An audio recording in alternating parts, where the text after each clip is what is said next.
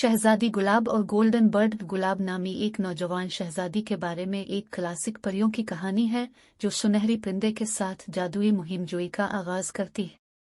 गुलाब, मुतजस्सिस और मेहरबान, एक दिन शाही बाग में सुनहरी परिंदे से मिलता है। परिंदा अपने चमकते पंखों और दिलफरेब गीत के साथ गुलाब को जादू के जंगलों और सूफियाना जमीनों के सफर पर ले जाता है।